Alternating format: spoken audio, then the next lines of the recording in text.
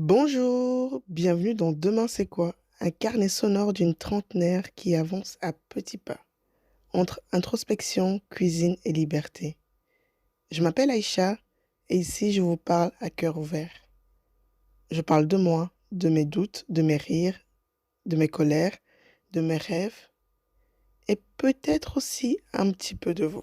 Aujourd'hui, on est avec une invitée encore très très spéciale et je suis super contente de partager ce moment avec elle, avec toi.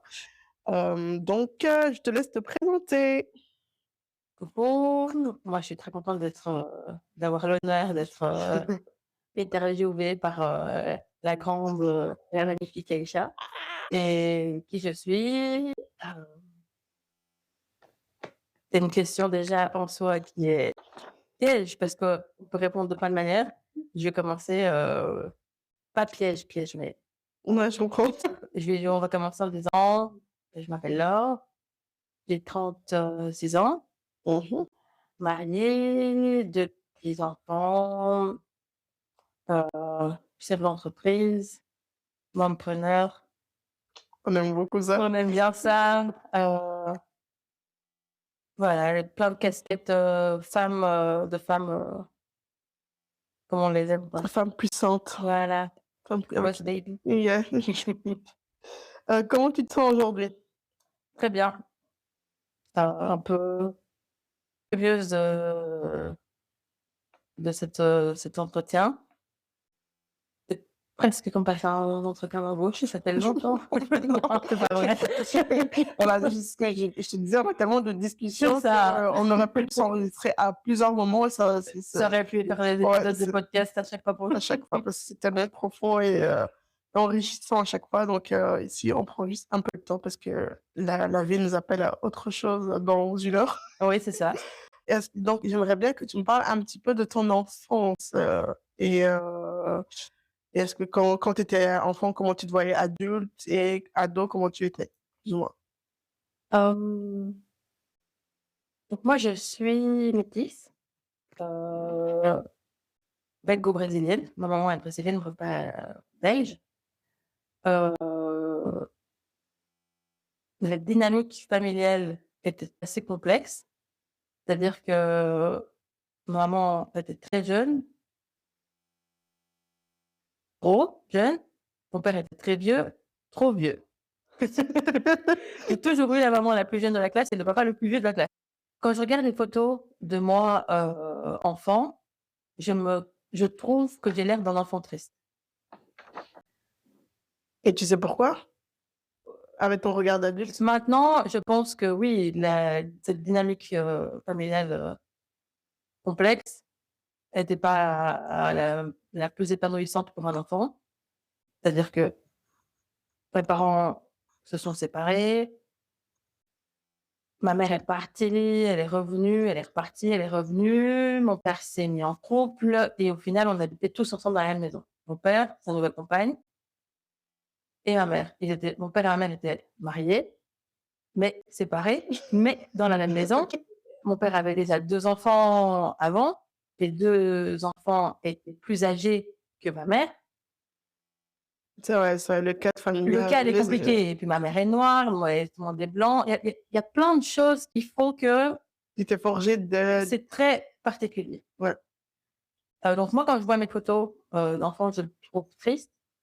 Je trouve que ça se voit que je suis triste et pourtant quand je parle avec des amis à mon père ou quoi, ils me disent: «Oh mais tu étais une petite fille tellement joyeuse».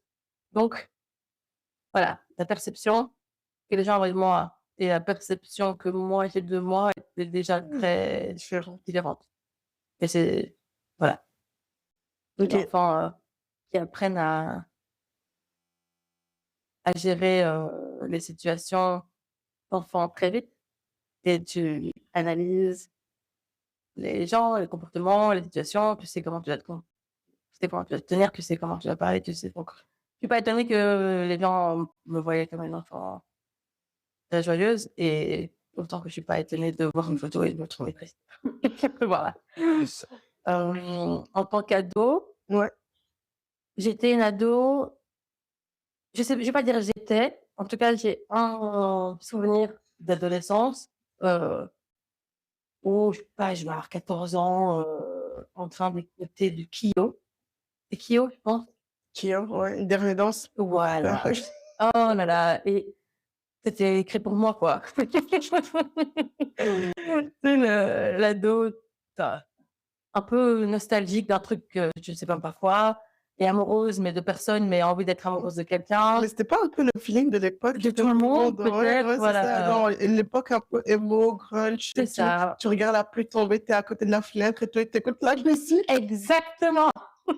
C'est ça, tu regardes les Bam! gifs, c'est ça. Avril Lavigne. Avril et tout, j'ai eu ma période aussi. Vraiment. Ouais, exactement. Donc Voilà. ça, c'est voilà, je me souviens là, avec tes écouteurs dans la voiture et tu regardes j'avais l'impression que il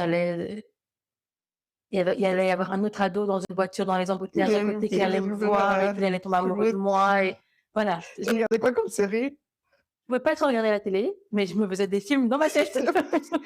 C'est pas, je pense que Ah oui, à fond, c'était le scénario. enfants uniques, hein. Les enfants uniques ont beaucoup Ouais, d'imagination. ouais, mais malgré que tu avais des. Oui, voilà. Donc, Ouais. on retombe un peu là-dedans. Malgré que tu avais des frères et Oui. des sœurs, donc vous n'avez pas du tout Grandi ensemble. Parce qu'elles étaient plus grandes que ta maman. Oui. Donc, et c'était quoi les liens? Il n'y avait pas de lien? Pas de lien. Pas de Ok. lien. Donc, mon père avait 2 enfants avant moi. Enfin, d'un premier mariage, il était veuf. Ce qui s'est passé, c'est qu'en gros, il a perdu sa première épouse. Il est parti au Brésil et il est revenu. Il est parti au Brésil pour se changer les idées. Il est revenu avec ma Avec l'idée. mère. Voilà. Et du coup, j'ai pas été, ma mère a pas été bien accueillie, moi, non plus.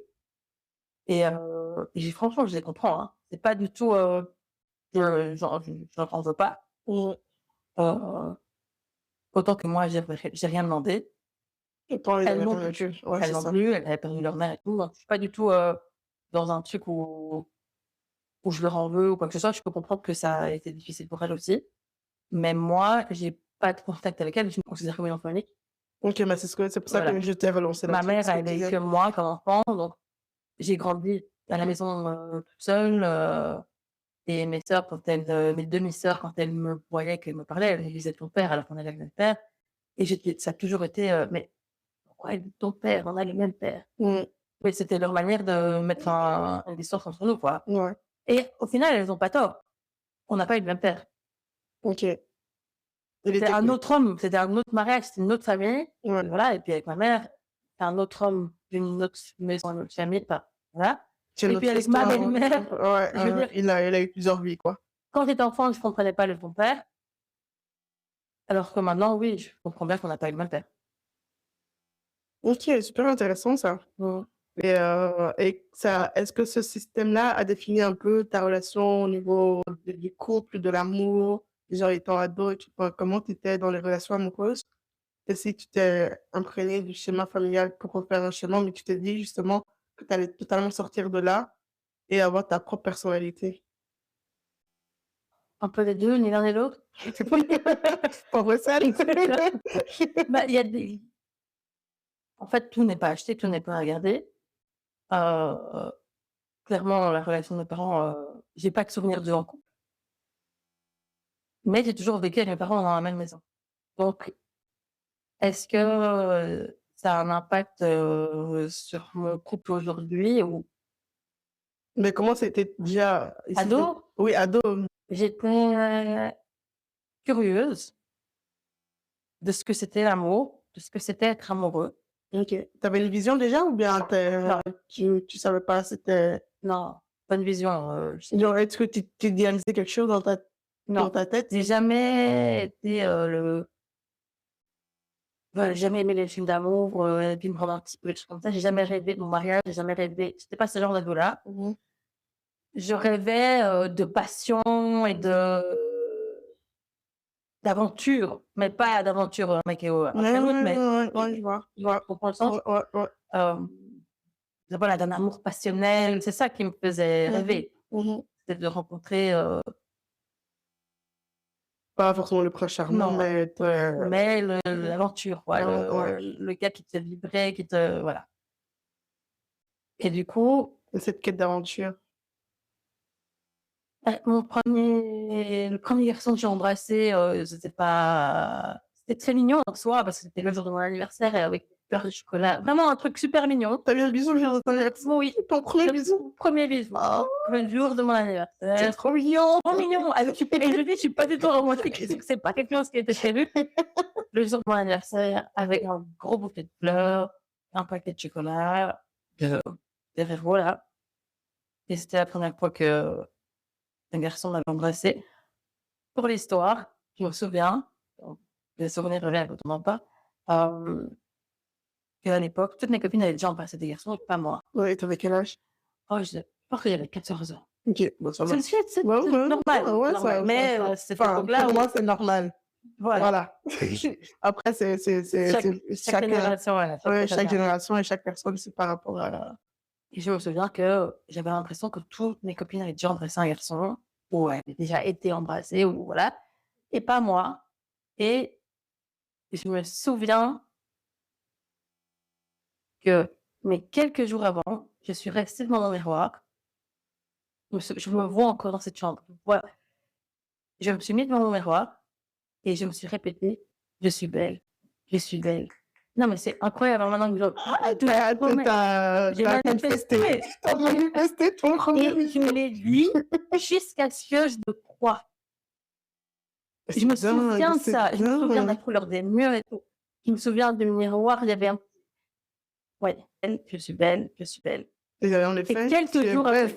après voilà, j'ai manifesté la beautitude Ouais, voilà, et bah, tu l'incarnes. et et quelques jours après, bah, À ton anniversaire, à mon donc anniversaire tu l'as avec vraiment un bouquet de manifesté. fleurs et le chocolat, j'ai été embrassée par un garçon que j'aimais bien. En plus, Et bah, c'est c'est ouais, bien, c'est bien. Christopher, Tu te rappelles son je me prénom? souviens de son prénom, il était Moi, je moitié me rappelle espagnol, pas. moitié, moitié anglais, moitié espagnol. Oh, wow! Oh, oui, oui, oui, Chris, je me souviens bien. C'était juste un bisou en reste calme, mais il avait déjà Ouais, ouais, les petites épices, tu vois? ouais. Bah, Et ouais. ouais et après voilà, j'ai embrassé lui et puis j'étais amoureux j'ai retrouvé un journal et mon 1er vrai petit copain, je mets je sors avec Grégory. Mmh mh. Je pense qu'après je vais sortir avec et ça c'est les initiales c'était JC.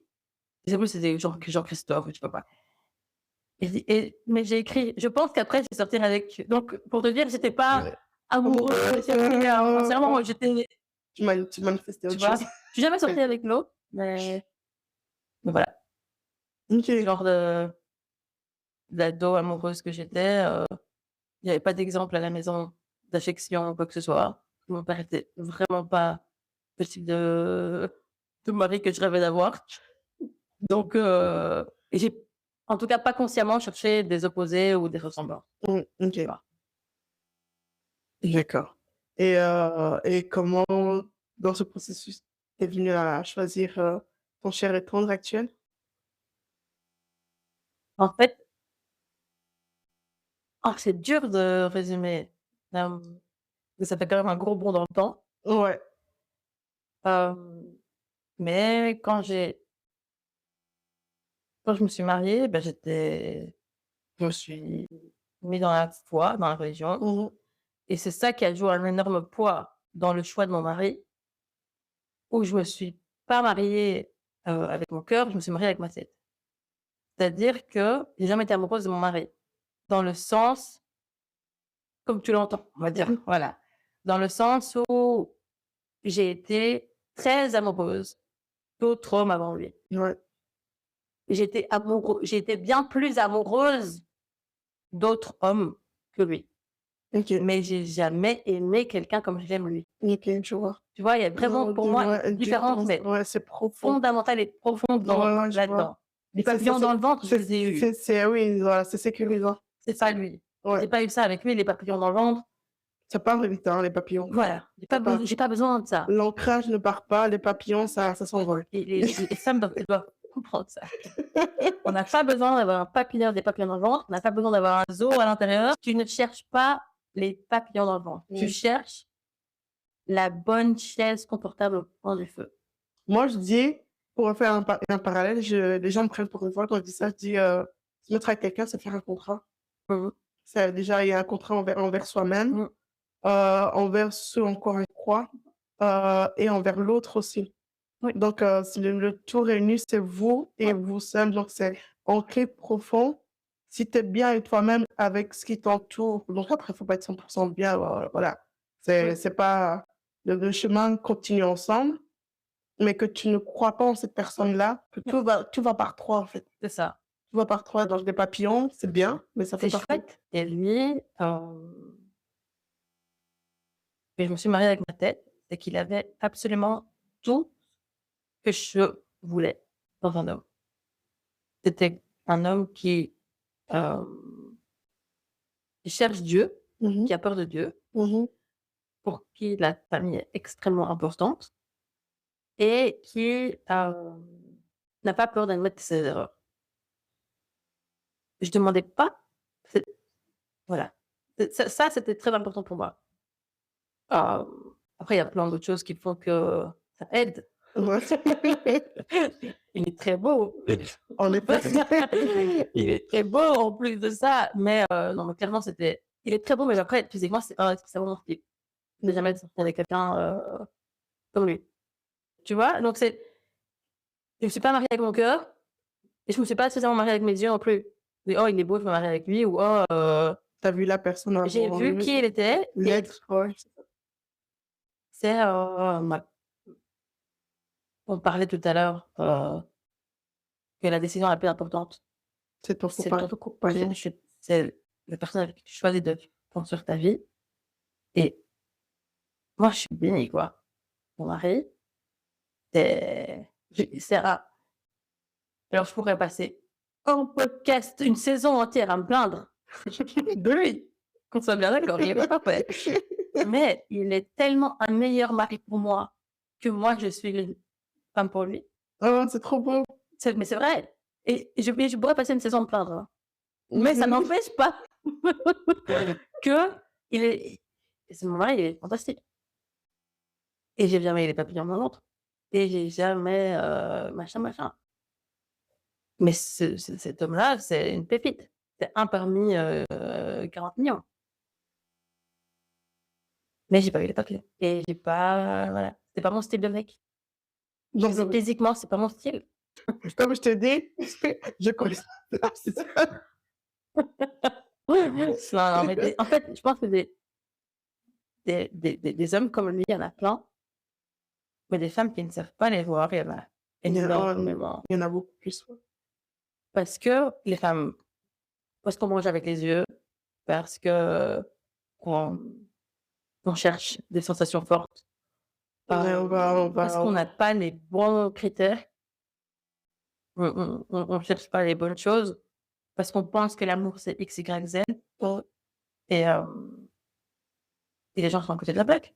Faut trouver un partenaire, un copilote et il faut être au même niveau sur des sujets importants. Je veux dire, nous, par exemple, on n'a pas eu de rapport jusqu'au mariage. j'étais gentille comme un gars. On s'est mariés lundi, on s'est rencontrés lundi, on s'est mariés le mercredi. Non, je rigole. On s'est rencontrés donc la première fois qu'on s'est vus, c'était Non, fin juin. On a commencé à se parler, par des amis communs ou c'est c'était un groupe de jeunes, heu, de l'église, mais c'était plein de gens différents on se connaissait pas tous spécialement. OK. On a commencé à se parler en août. La pr En fait, on s'est mariés en août l'année d'après OK. et quand un de nos premiers dates, il m'a dit, «Écoute», on parlait en anglais à l'époque ensemble, donc je traduis. Il m'a dit: «Si je suis là, c'est parce que potentiellement, je veux me marier avec toi». OK. On s'était pas encore tenu la main, on s'était pas embrassé, rien du tout. OK, ils savent ce qu'ils veulent. Voilà. Non, mais c'est presque ça. OK, d'accord. Voilà, il m'a dit: «Si je suis là, si je te courtise», c'est le mot. Ah, «Je te courtise, en plus. c'est parce que potentiellement je vais me marier avec toi» et Bah, sur le coup, la vraie vérité, c'est que sur le coup, je me suis dit: «Oh, je t'ai encore trouvé un psychopathe!» Oh, donc c'est dès le départ, C'était très clair. c'était très clair. Et Et ça fait combien de temps là aujourd'hui? cet été, ça va faire 8 ans de Ah! mariage. Ouais, Ah! 8 Eh ans, 2 ben, enfants, plein d'investissements, plein de projets. waouh! Waouh, waouh, waouh, waouh! Ça fait des frissons là. Ouais, et J'ai un coup de il frisson faut dans le juste dos. ouvrir les yeux. Il y en a plein des comme ça, il faut juste voilà. Bien regardé. Ouais. Merci beaucoup. Donc, l'étincelle, tout ça. Donc, ici, tu as un peu effleuré ça, c'est le rapport avec la foi. Mmh. Est-ce que tu as toujours eu la foi ou c'est, tu as eu des questionnements à un moment donné? Enfin, comment c'était ce processus-là? J'ai Et toujours cru en Dieu. tu étais dans une famille croyante? Ma mère. Ma OK. mère, mon père était athée. Je pense que un de ses dictons favoris sur la religion, c'était, «La religion, c'est l'opium Oui, un peu du peuple. des pauvres». C'est ça Des qu'il pauvres, disait. Et à côté de ça, ma mère qui mettait sa louange, à fond. Et après, c'est vrai que ma mère est beaucoup plus pauvre. Donc c'était il y avait cette dualité, où voilà, mon père, qui se moquait des croyants et ma mère ultra croyante. Et puis, je me souviens d'une prière que j'ai faite quand j'avais 5 ans. tu avais 5 ans. À 5 ans, première primaire, parce que je suis rentrée en primaire, pas à 6 ans, mais à 5 ans. Et j'ai prié et Dieu m'a exaucée le lendemain. C'était une prière d'enfant, mais la Bible dit, il Mmh. faut venir avec un cœur d'enfant. Et c'était une en fait, moi, je jouais, j'étais très garçon manqué, je jouais toujours avec des garçons et j'étais toujours au milieu et de voilà, en fait, je recevais tout le temps des balles de foot, des balles de je sais pas quoi sur le visage, sur la tête. Parce que j'étais toujours au milieu de là où les garçons jouaient, ils jouaient tous au foot et moi je jouais pas vraiment au foot, mais j'étais quand même là et je recevais tout le temps des balles. Je me faisais shooter dessus en fait. En fait, c'est ça, je pensais que je jouais avec eux, mais en fait, ils me shootaient dessus et je me souviens de prier, de dire: «Seigneur, Dieu, si tu existes vraiment, demain, il y a pas une balle qui va me toucher». Et je me souviens le lendemain, être au milieu de cette cour Comme d'hab. et de sentir les balles qui me frôlent. Je sens la balle qui je sens mes cheveux qui bougent, Mmh. la balle qui me frôle, à côté de moi. Et pour moi, ça a été un moment extrêmement puissant où ça m'a convaincue de l'existence de Dieu. Ça a été suffisant pour moi pour dire: «OK, ça c'est pas Ouais, ouais, le ça c'est hasard». ouais, ouais, ouais, Une ouais. fois, 2 fois, la balle qui te passe au-dessus, tu sens le vent. Mmh. Si c'était encore une fois, tu dirais dit: «OK, mais Non, ça va là». je c'est pour moi, ça a été suffisant. J'ai toujours vécu ma foi en disant: «Bah, super, Dieu, tu existes, cool, beh, toi, tu fais ta vie là et moi, je fais ma vie de là». Mmh mh. Donc je savais que Dieu existait, mais voilà, c'est pas trop, important. Je sais pas trop je sais pas comment on peut penser que Dieu Il existe, y avait une cohabitation qui était mais là-bas. c'était voilà, t Dieu existe, il est là, il fait sa petite vie et moi, je suis ici, je fais ma petite vie, chacun chacun. OK. Et Et comme ouais. attends, je me permets, à cette époque-là, comme justement, tu disais que tu étais très lumineuse envers les autres, mais Mmh mh. très éteinte, si je peux me Mmh. permettre, envers toi-même. Donc c'était quoi ton refuge? Tu te réfugiais dans Mais pas dans mes je me souviens pas spécialement de prier, non? enfant. Je me souviien que je mettais une Bible en dessous de mon coussin parce que je pensais que ça allait raconter mes cauchemars. Genre un Ça talisman. c'est tellement beau. Et donc je dormais avec une Bible en dessous de mon oreiller. Je me souviens pas vraiment de prier, je me souviens pas de ça. Heu, mais voilà, j'ai toujours eu une grande imagination, j'ai joué aux Barbie jusqu'à 12 ans. Allez, je pense typiquement une fille unique, Ouais, toute seule quoi. ouais, je vois. Je m'occupais, je dessinais, j'écoutais de la musique triste, je regardais la pluie tomber sur mes carreaux. Voilà, Et au vraiment m'éloigner de la vie prévue pour moi. Je sais pas prévue pour moi, c'est pas le bon terme, mais en tout cas j'étais sur la mauvaise pente. sur une pente où, voilà, j'ai commencé à sortir en boîte, j'avais 13 ans. À 13 ans? J'avais 13 ans. Tu paraissais J'étais plus vieille, je connaissais pas les codes, en fait. La première fois que je suis rentrée en boîte, il y avait un diadème de princesse. Je ne rigole pas, j'avais un diadème de princesse. ils t'ont laissé Ils rentrer? m'ont laissé rentrer. Il y avait un jeans Levi's, un diadème de princesse, un petit débardeur avec des paillettes. Non, mais c'est un truc de fou. Et je Et suis rentrée comme si c'était la boîte à mon père. Je me souviens de voir les portiers mmh me regarder vraiment: Elle est sérieuse? «Et elle est sérieuse celle-là?» Et en fait, personne m'a arrêtée À 13 et ans? j'avais 13 ans. J'avais pas encore 14 ans. Oh my Ouais, God. et à l'époque, ça existe plus maintenant, mais ça s'appelait le Louise Gallery. Ça me dit quelque chose comme nom, mais j'ai pas connu. Après maintenant, c'est après ils ont changé de nom plusieurs fois. Bloody Louis, Le Bloody. Ouais, le Bloody, ça me ouais, ouais, oui, ouais, voilà, ouais, c'était voilà, à je vois. l'époque, hein. Et donc je suis rentrée j'ai commencé à sortir en boîte très tôt. Par, grâce à Dieu, je me suis jamais droguée, je viens maintenant ce truc-là, mais je buvais, je faisais la fête, il y avait de OK. l'alcool, hem et en fait, après, 10 ans à sortir tout le temps, un peu plus que 10 ans, j'ai ressenti le besoin de me retourner à l'église. OK. J'avais envie de retourner à l'église. Le problème, c'est que le culte, Dimanche. c'est le dimanche Et c'est le lendemain de la veille. c'est le lendemain de la veille. Et donc c'était très compliqué. C'était très compliqué. Soit tu Mais dormais pas, tu allais directement après. voilà, donc je voulais aller à l'église, mais c'était le dimanche matin. Et le dimanche matin, c'était le lendemain du samedi. Donc c'était pas possible, surtout que parfois je commençais à sortir le jeudi. Donc c'était vraiment pas possible, quoi. Hem et puis, je suis tombée malade et je suis restée une petite semaine à l'hôpital et pendant toute mon hospitalisation, je je me suis interdite de prier. Donc je ressentais le besoin de prier Mmh mh. et je me suis dit: «Tu vas pas être ce genre de chrétien qui prie quand il a besoin. Toi, tu fais pas ça». Mmh.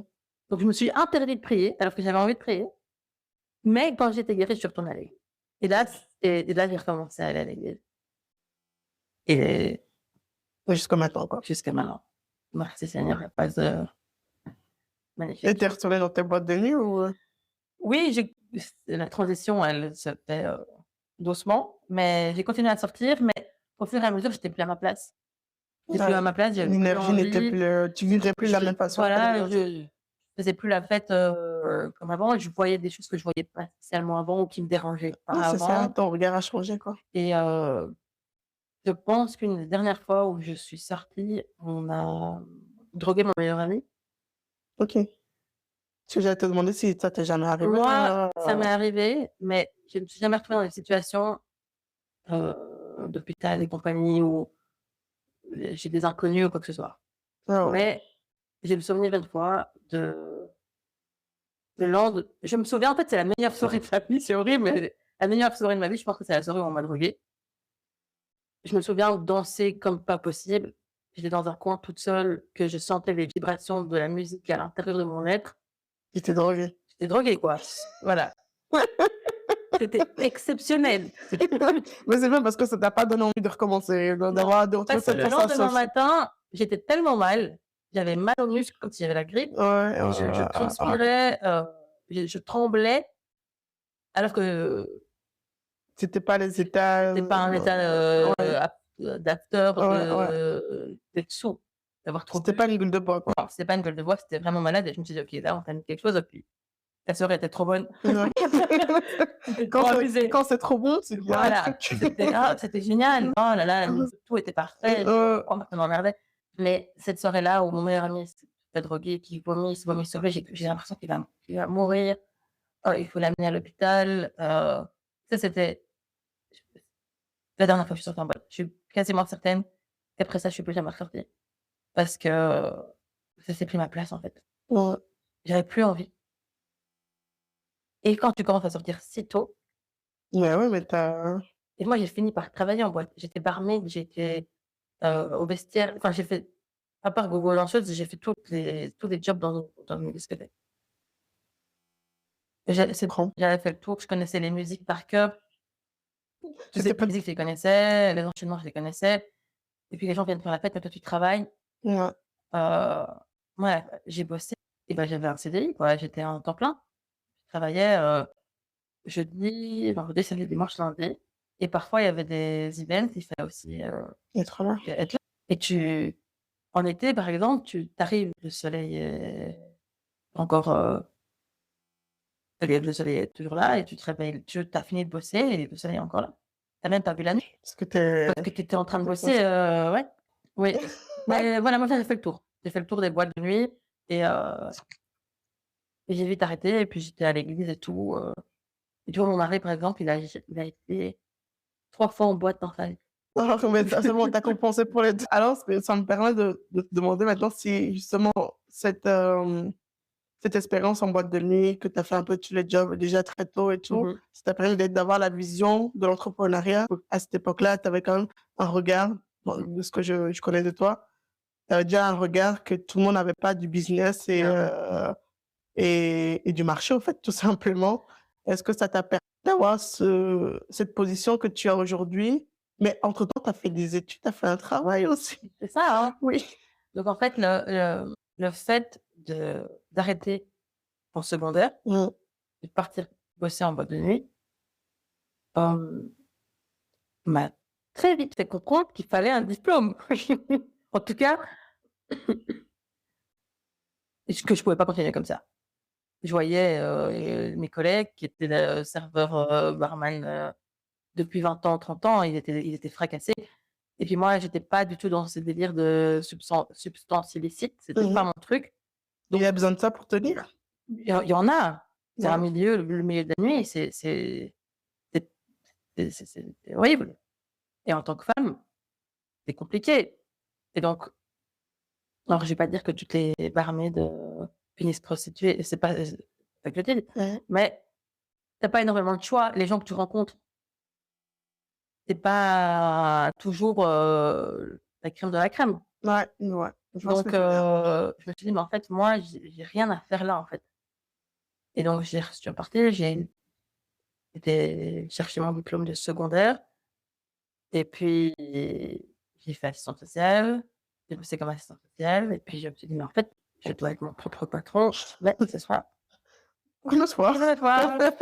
Mais oui, mais c'est pas, le fait de travailler dans le monde de la nuit ou quoi qui m'a donné envie d'être, à mon compte. OK, Ça non.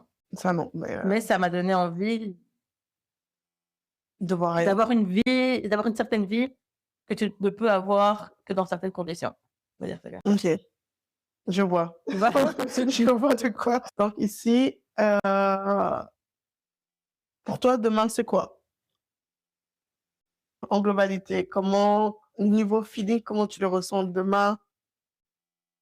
Demain, c'est quoi pour toi? Pour être aligné? Alors, moi demain, c'est le Brésil. L'alignement se fait au Brésil. Ouais. Demain, c'est le Brésil. C'est Rio, c'est la plage, c'est une autre vie, c'est autre chose. C'est autre C'est chose. pas ici, c'est pas comme ça, même si je suis très bien ici avec toi, mais, demain, c'est dans d'autres, circonstances. Parfait. On va prendre ça et bah, à demain. À demain, Merci beaucoup pour ton temps. avec plaisir. On a essayé de faire une petite parenthèse, donc c'était parfait. Donc ça introduit bien et ça résume bien et ça va bien continuer par après. Et bon Brésil! Ah! Merci d'avoir écouté cet épisode. Si ce moment vous a plu, n'hésitez pas à le partager autour de vous, à quelqu'un qui pourrait en avoir besoin ou simplement à une personne avec qui vous aimeriez ouvrir la discussion. Cette saison 2 est un peu plus différente. Elle parle davantage de vous, de vos expériences, de vos réflexions et tout ce qui nous relie entre nous. J'étais très heureuse d'enregistrer cet épisode et j'ai hâte de vous retrouver pour la suite. De nouveaux épisodes arrivent très bientôt. En attendant, prenez soin de vous, prenez soin de ceux que vous aimez et on se retrouve très vite pour la suite. À bientôt!